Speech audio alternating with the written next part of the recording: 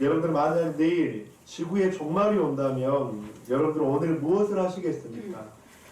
종말이라는 표현이 좀 실제적으로 피부적으로 와닿지 않죠. 그렇다면 좀 더 현실적으로 구체적으로 만약 내일 여러분이 길을 가다가 갑자기 교통사고로 인해서 죽는 것이 결정됐다면, 그것들이 확실하다면 여러분들이 오늘 이 시간 무엇을 하시겠습니까? 여러분, 스피노자라는 철학자는 이런 이야기를 했죠. 만약 내일 지구에 종말이 온다고 해도 나는 한 그루의 사과나무를 심겠다. 여러분들은 무엇을 하시겠습니까? 또 한 가지 이런 질문을 드리고 싶습니다. 만약 내가 내일 죽는다면 우리들의 건강에 의미가 있을까요? 우리들이 추구하는 물질이 과연 얼마나 많은 비중을 차지하게 될까요? 우리가 많은 사람들이 그렇게 쫓는 명예가 과연 어떤 큰 의미를 줄 수 있을까요?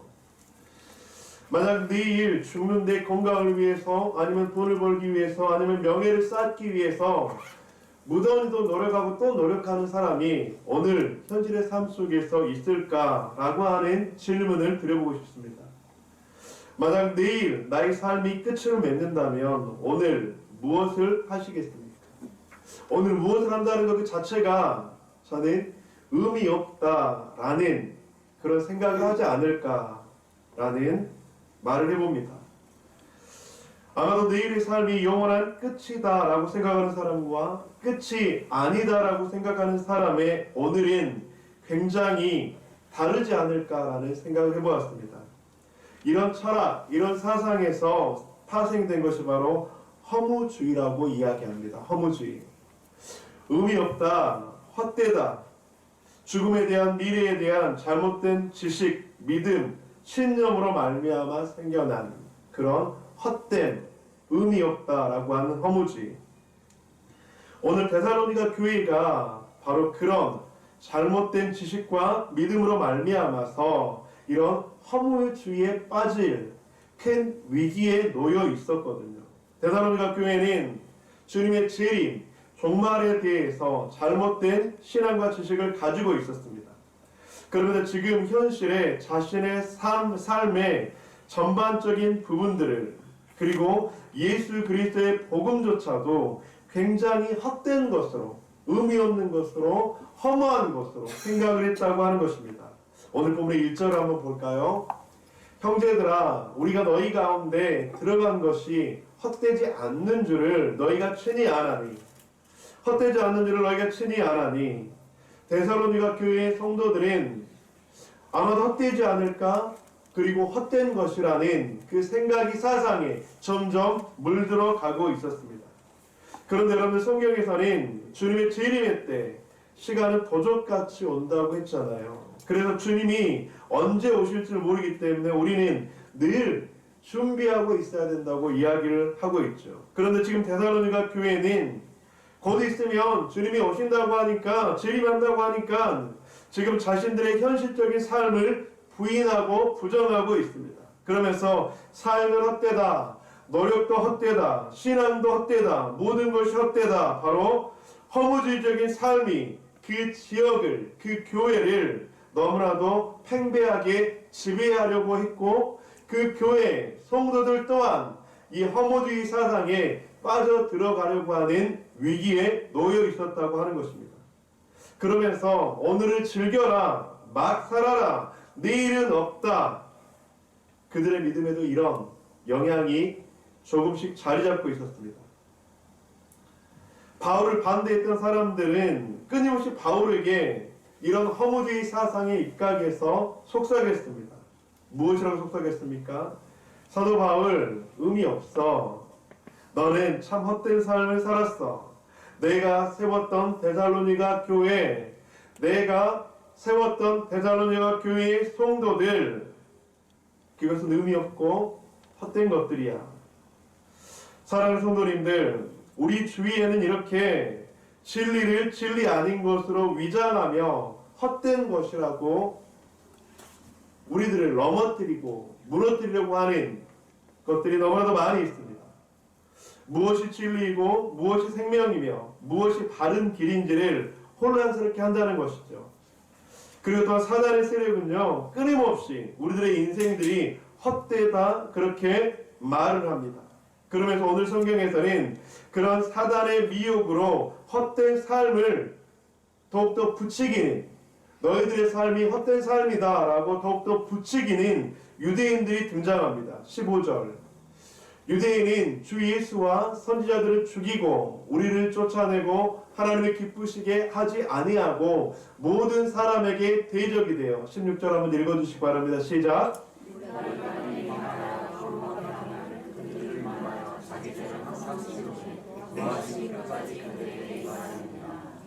우리들이 가는 길이 맞을까? 우리들이 믿는 예수님이 바른 길일까? 그렇게 혼란스러워하고 그렇게 헛되다고 하는 그런 삶의 위기 가운데 있는, 신앙의 위기 가운데 있는 데살로니가 성도들에게 여러분들 유대인들은 그렇게 더욱더 그 헛됨을 부추기고 있다고 하는 거예요.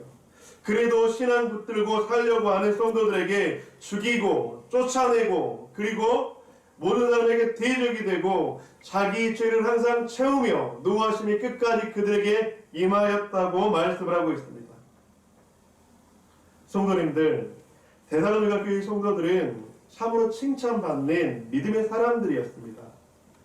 1월에 신앙의 기본으로 돌아가자라고 하는 그런 우리 교회 표어에 대한 말씀을 전하면서 데살로니가 교회들은 믿음의 역사와 사랑의 수고와 소망의 인내를 가지고 있는 믿음의 롤모델이 되었고 지역 가운데 많은 사람들이 칭찬했던 그런 교회라고 이야기를 했었죠.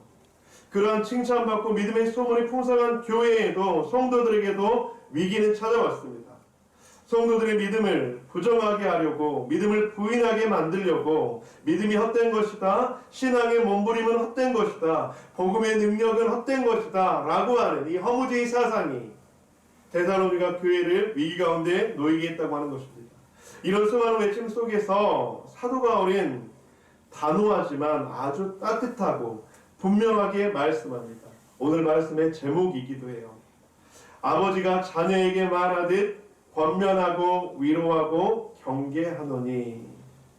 권면하고 위로하고 경계하노니. 사도 바울은 데살로니가 교회 성도들에게 권면하고 위로하고 경계하면서 너희들이 어떻게 믿음을 지키면서 살아야 할지 도전을 주고 있습니다. 어떻게 믿음 안에서 헛되다고 부추기는, 헛되다고 이간질시키는, 헛되다고 무너지게 하는 그 성도들에게 너희들이 어떻게 하면 그런 위기 속에서 극복하고 이겨낼 수 있는지 오늘 본문 가운데 너무나 중요한 메시지를 주고 있다고 하는 것이죠. 오늘 본문에서 세 가지 정도를 함께 좀 나누어 보았으면 좋겠습니다. 첫째는 바로 복음 안에서 나의 존재를 발견했을 때 우리들의 삶이, 우리들의 신앙이 헛되지 않다는 것을 우리는 알게 된다고 하는 것입니다. 오늘 본문에서 계속적으로 반복되는 구절과 단어가 있어요. 그것은 바로 알다와 복음이라는 단어입니다. 1절 너희가 친히 아나니, 2절 너희가 아는 바와 같이, 5절 너희도 알거니와. 또 2절에 보면 하나님의 복음을, 또 4절에 보면 옳게 여기심을 입어 복음을 위탁받았으니, 8절에 보면 복음뿐 아니라 9절에 보면 복음을 전하였노라. 사람들은 말합니다. 복음은 필요하다. 복음은 중요하다. 그런데 여러분들 여기서 문제가 있습니다. 무엇이냐면 복음은 중요하지만 복음보다 더 중요한 것이 있고, 복음은 필요하지만 복음보다 더 필요한 것이 있으며, 복음의 능력을 의지하는 것은 참 그리스도인들에게 좋은 모습이지만 그리스도인들에게 더 의지해야 될 것들이 있다라고 하는 것입니다. 복음도 중요하지만 세상도 중요하고, 복음도 중요하지만 물질도 중요하고.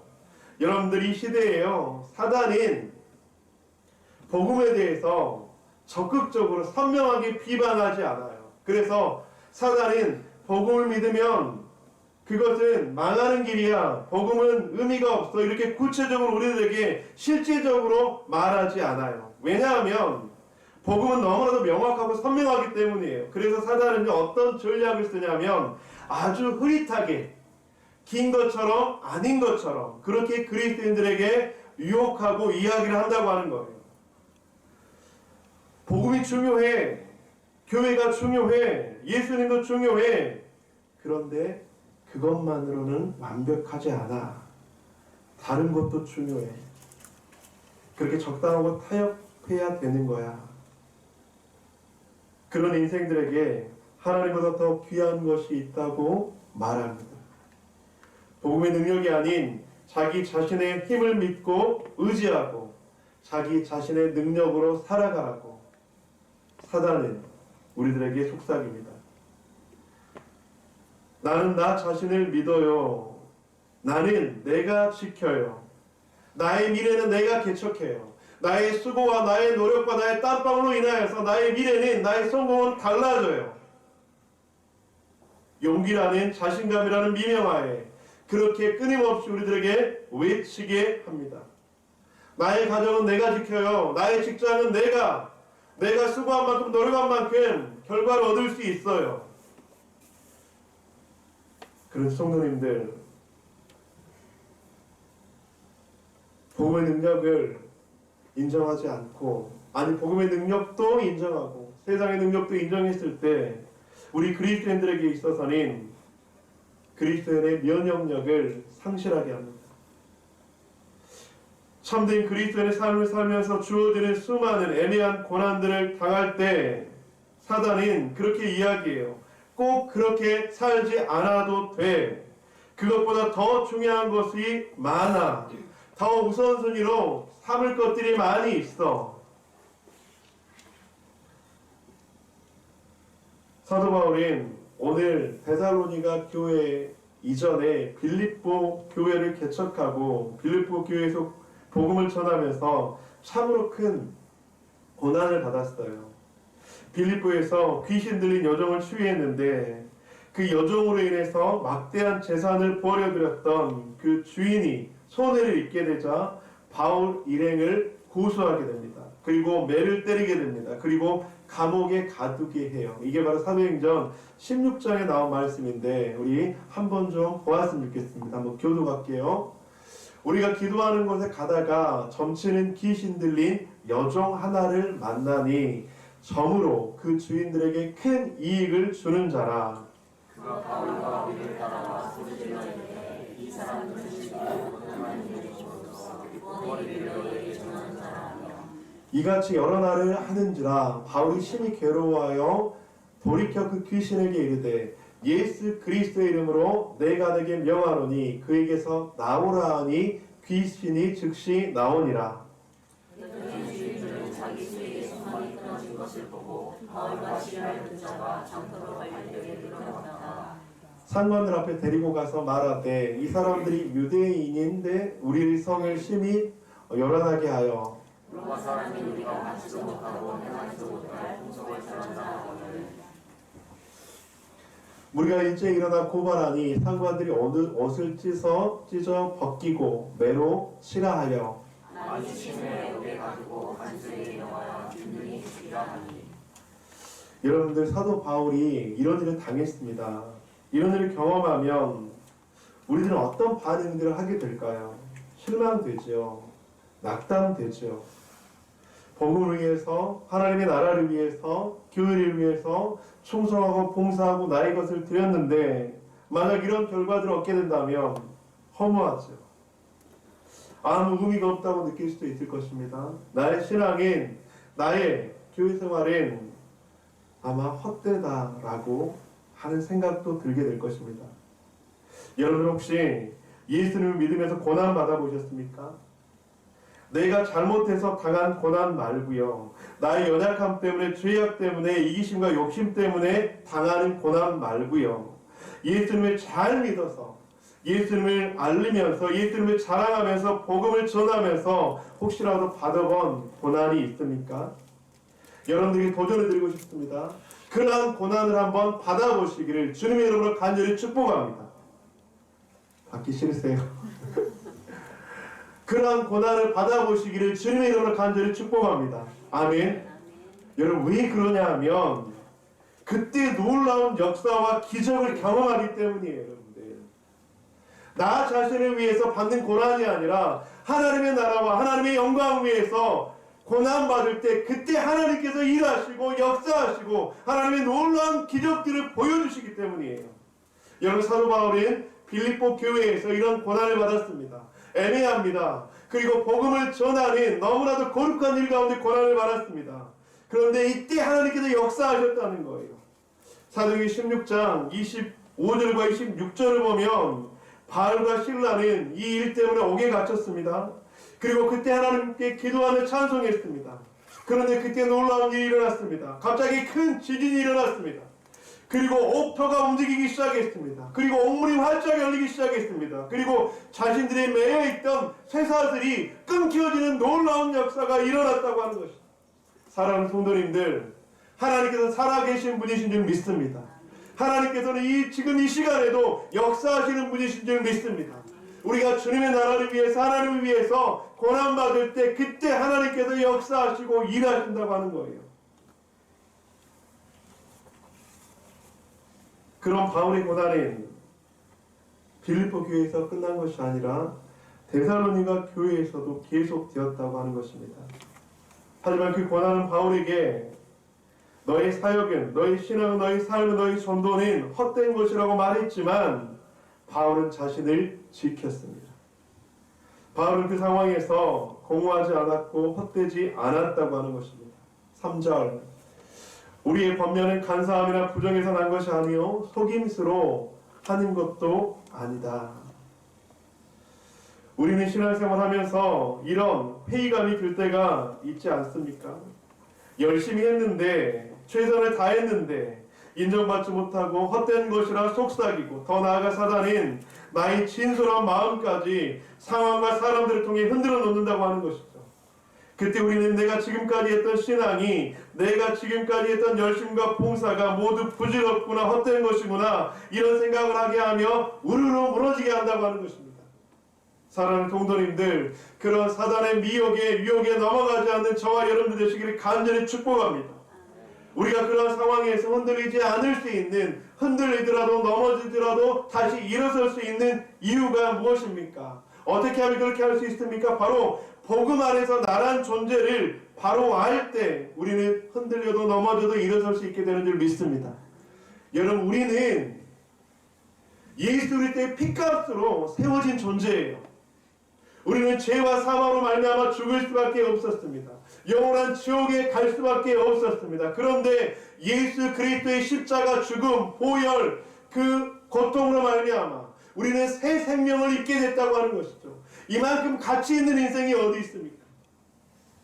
하나님께서는 자신의 아들 독생자를 나를 위해서, 여러분들을 위해서 보내주셨습니다. 이것은 우리가 얼마나 가치 있는, 얼마나 의미 있는 인생이라고 하는 반증이라고 하는 것입니다. 여러분들은 아무런 헛된 존재가 아닙니다. 의미 없는 존재가 아닙니다. 부질없는 존재가 아닙니다. 하나님께서 자신의 아들을 죽일 만큼 의미 있고 가치 있고 너무나도 중요한 존재인 줄 믿습니다. 이것이 바로 복음 안에서 나란 존재를 인식하게 될 때 우리가 헛되다고 하는 수많은 외침 속에서도 이겨낼 수 있는 놀라운 비결이 될 줄 믿습니다. 두 번째로, 우리가 하나님을 기쁘시게 하는 존재라는 것을 인식해야 합니다. 바울은 사역을 할 때 바울의 그 사역의 동기에 대해서 왜곡하고 오해하고 비난하는 무리들이 굉장히 많았습니다. 사도 바울의 마음의 동기가 거짓 사역자처럼 부정하다고 오해한 것이죠. 3절을 보면 그렇게 말씀합니다. 우리의 권면인 간사함이나 부정에서 난 것이 아니요 속임수로 하는 것도 아니다. 사도 바울은 이야기해요. 그러니까 너희들에게 복음을 전하고 권면하는 것은 간사함에서나 부정하는 것에서 나오는 것이 아니야. 속임수도 아니야.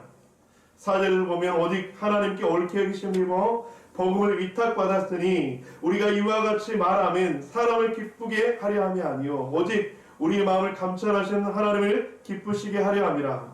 너희도 알거니와 우리가 아무 때에도 아첨하는 말이나 탐심의 탈을 쓰지 아니할 것을 하나님이 증언하시느니라. 6절 함께 읽겠습니다. 시작.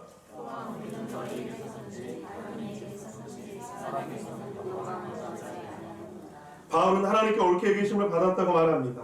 나는 사도로 인정받아서 하나님께 위탁을 받았으니 사람을 기쁘시게 하는 것이 아니라 오직 하나님을 기쁘시게 하는 것이 자신의 존재의 이유라고 말씀하고 있습니다. 성도님들, 우리가 어떤 존재인지를 알 때 여러분들 그 속에는 기쁨이 있고 소망이 일어나게 돼요. 사도 바울은 그렇게 말씀합니다. 사람을 기쁘게 하려 함이 아니요 오직 우리 마음을 감찰하시는 하나님을 기쁘시게 하려 합니다. 사람에게서는 영광을 구하지 아니하였노라.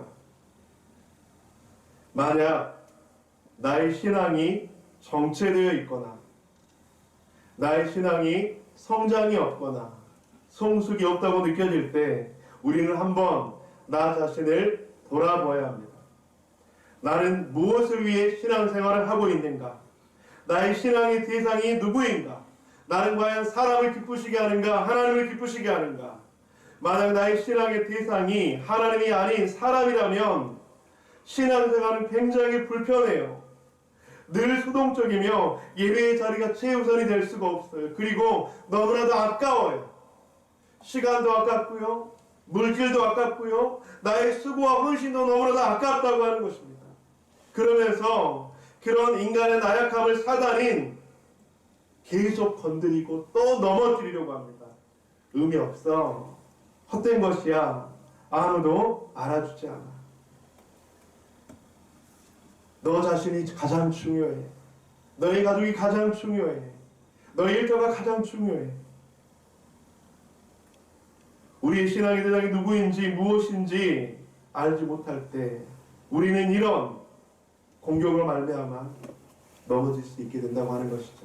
사랑하는 성도님들, 우리가 신앙생활을 하는 이유는 하나님을 기쁘시게 하는 존재이기 때문인 줄 믿습니다. 그래서 이사야서 43장 21절에 그렇게 말씀합니다. 이 백성은 내가 지었나니 내가 나를 위하여 지었나니 나의 찬송을 부르게 하려 함이니라.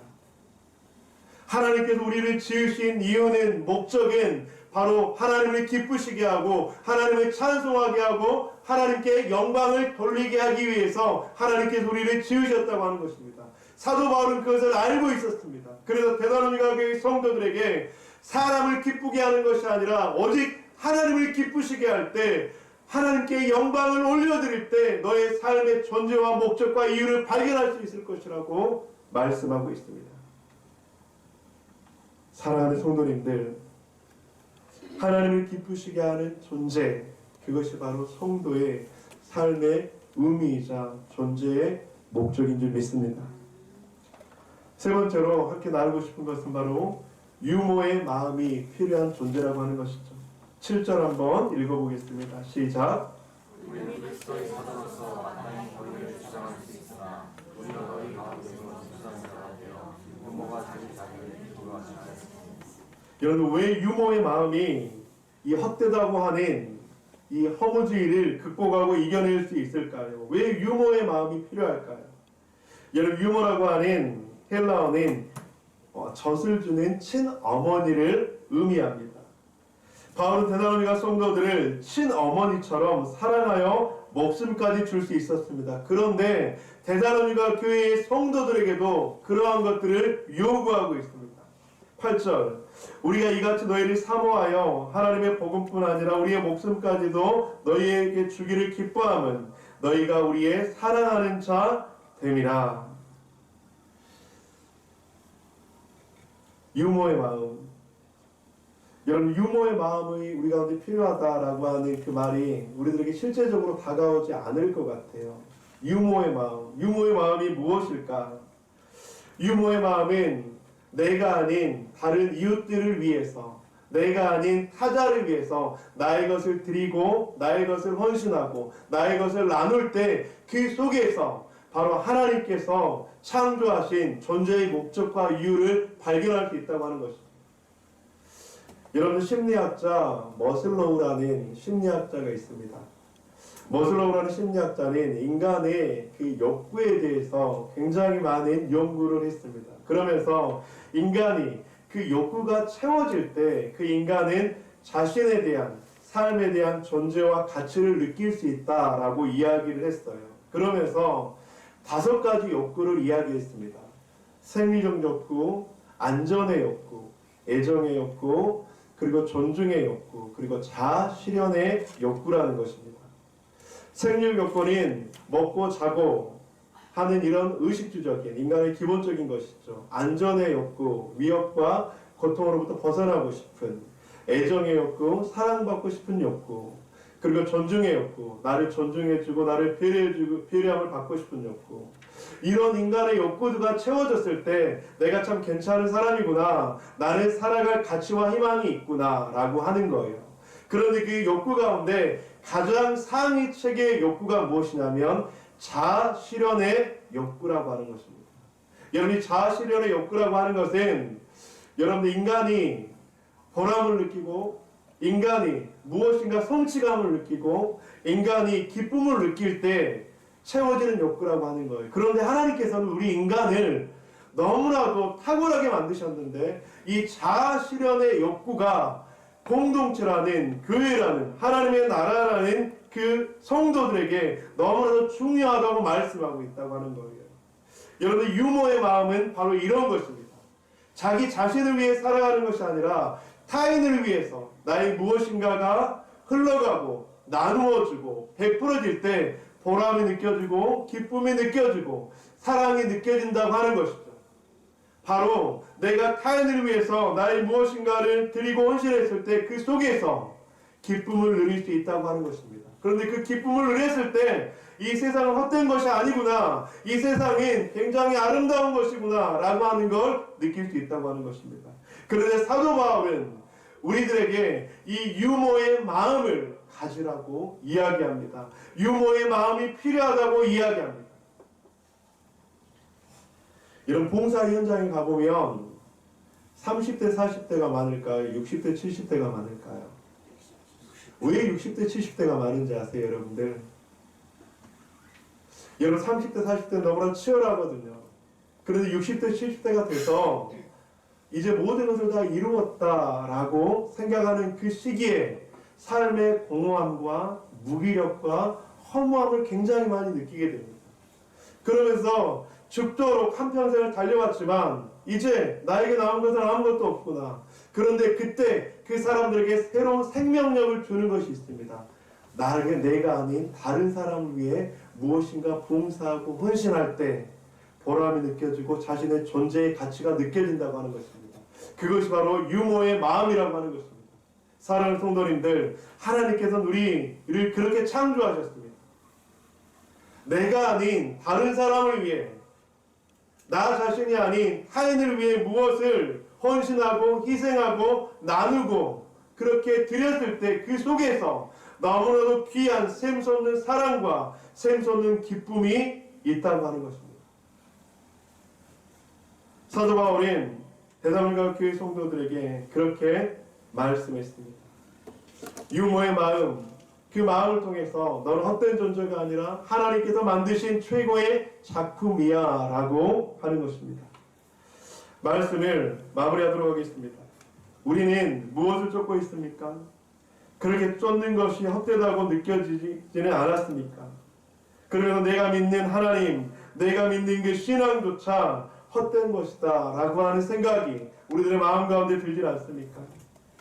오늘 본문에서 사도 바울은 데살로니가 교회에 말씀합니다. 데살로니가 교회 성도들아, 우리의 인생이 헛되지 않아.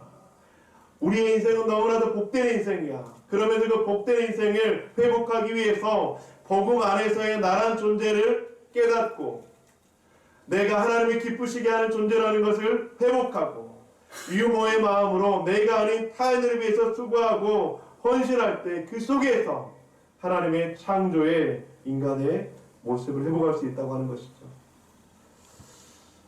사단의 세력은 끊임없이 우리들의 인생들이 헛되다고 말합니다.